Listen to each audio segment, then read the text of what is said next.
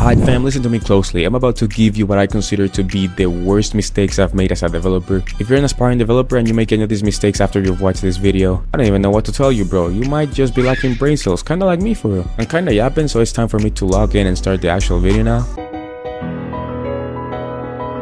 You see this? This is my Star Wars inspired project, Stellar. No, I'm not trying to plug my game. The game is not even out yet, just bear with me. This used to be my pride and joy. I remember spending night and day trying to figure out how to code every single system that this game has. I had a lot of fun and I learned a bunch of stuff. I loved working on it, but then, yeah, I'll be honest here, something incredibly strange happened. The more I developed for this game, the less motivation I actually had. The more resistance I started to feel when it came down to working for this game. And you might say, hey, it's completely normal. You won't be motivated all the time to keep on deving. But the thing is, I don't really work like that. Usually when I see progress, it usually motivates me a little bit to keep going. Bear with me here because there's a very key lesson I need you to take away from all of this. What was it that made me lose almost all my motivation towards developing this game? Well, oddly enough, it was none other than my own incompetence and my own inexperience. I dare say that 50% of where I'm at right now with scripting, which is not incredibly far, but I think I've achieved at least a decent level. I think I can attribute 50% of that progress I made to developing specifically for this game alone. And that comes with its own set of cons for the game. Actually, it comes with a very serious con. Due to me having to learn everything on the go, mostly through trial and error, the game is insanely unoptimized. I had to re-script everything once already, thousands of lines of code, and I realized as I got more experience that if I wanted to be able to add more features to the game and do it faster as well, I'd have to re-script it again, at least partially. That shit is painful. I realized that the code is made in a way that makes it very hard to add new features. I should have used more modules. I should have made the code easier to read, even though at the time I was trying my best. All of this could have been avoided if I hadn't tried to take on such a serious project so early on my journey. This was supposed to be an MMO,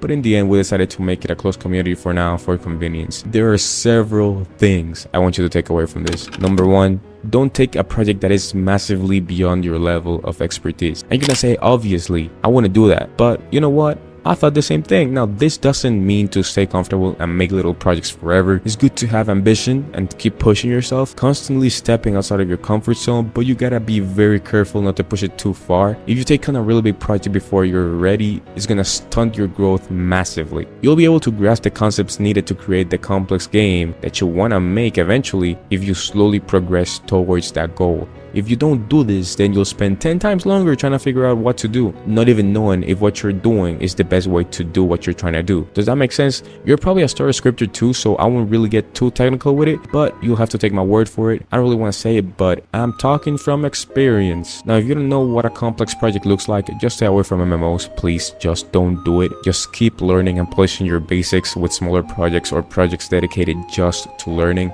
And trust me when I say you'll do a lot better. I guess you could argue that not all MMOs are the same and that some are easier to make than others, and you'd be right, but in general, people that want to make MMOs want to make some crazy magic and combat systems or some flashy game like that, and there is nothing inherently wrong with that. Just don't do it before you're actually ready. And if you're a starter, you are not ready. If you have less of a year of experience, you are not ready. If you have less than 2 years of experience, you might not be ready. But if you still want to do that despite me telling you not to, well, yeah, just don't forget about NPCs.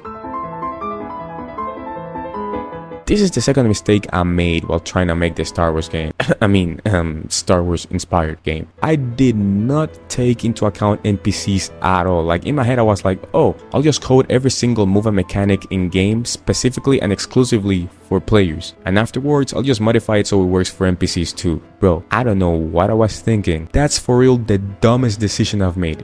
If you're gonna make a game that's gonna have interactable NPCs, make sure you think about how the skills are gonna work with NPCs. They don't have clients and they have to automatically aim all the moves, pick the correct move depending on the distance and the circumstance, predict the movements of the player, counterattack and all that, while smoothly following the player. Yeah, you sure you wanna go through all that as a starter dev? Like, bro, I'm not a starter dev myself, and that makes even me shiver my timbers. It's best for you to master player exclusive games first. You can add NPCs, just don't expect to make super intelligent NPCs when you're starting. You'll just waste time you could have used mastering the basics or other stuff that in the long run would allow you to understand how to make NPCs easier. The time for you to make this will come, and it's best if you're prepared so you're not met with as much resistance when you're trying to make it, because at that point, if that happens, it increases the chance of you quitting, right? So Don't even try to code very intelligent AI when you're starting. Literally master every other basic thing first and intermediate thing first, and leave that for last, because it will be very time consuming, trust me. Number 3, commissions. I have somewhat of a controversial take when it comes to commissions, and a lot of people don't like it, but just hear me out, okay? I'm just gonna say it because there's no easy way to put this. The overwhelming majority of available commissions you can do are just trash as a scripter, especially as a starter. And this is not even just for scripting, but like in Roblox development in general. Therefore, I think doing commissions is a waste of time if you are an ambitious developer that wants to make it far. Save doing commissions for when you're more advanced, like a lot more advanced. That's when you'll actually get paid significantly. Now, if you just want to make some quick Robux, well, I guess just don't get stuck on this phase of chasing the Robux or money as a star developer through commissions, because the Robux or money that you will get per commission is so low that even slaves in the 1500s would have earned more money than you. It's very hard to find good paying commissions these days. The average commission sounds something like this: I need someone to script my entire stream later, but I don't have any budget, so I'll give you like 30 or 40% of my game. Like, bro, we don't even know if you had successful games before. If you haven't, why would this one be any different? Now, if you have a friend that knows someone that needs a scripter, those types of situations tend to pay a lot better, but still, you might want to reconsider doing commissions altogether because of the same reason as before. It all comes down to managing your time, and if you're gonna spend all your time doing commissions, first of all, your projects won't be progressing as fast, and second of all, the pay is trash anyway, so you might as well just do something for yourself. Now, if you're helping a friend, that's completely fine. By all means, help your friend out. Just keep in mind what I've told you so far. Number 4, too many projects at the same time. Now, this one is something that I've had to deal with recently.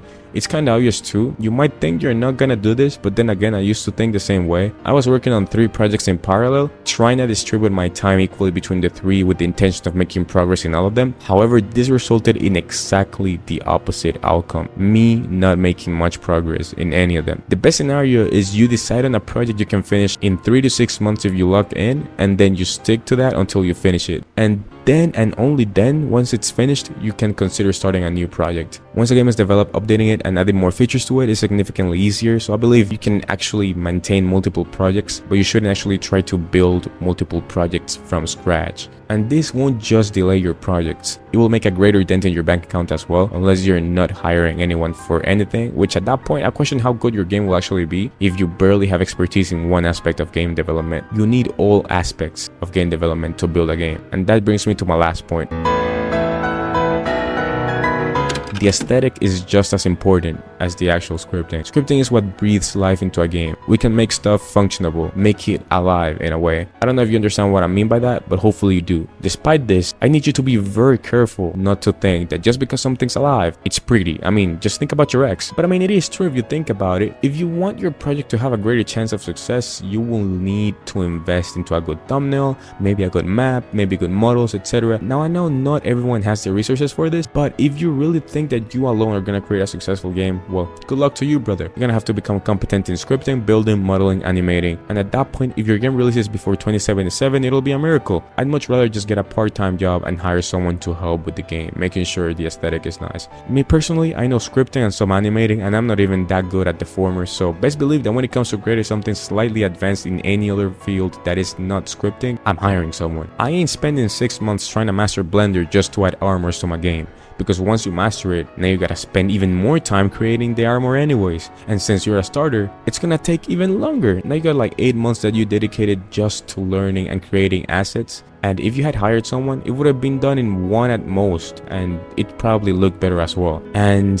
yeah, brother, this is it. These are the 5 worst mistakes I think I've committed as a developer or as a scripter. Please avoid them, don't stunt your growth. By the way, we got a Discord server, so if you want to meet other devs or whatever, link in the description. This said, keep leveling up, bro, be safe, and I'll see you when I see you. Peace.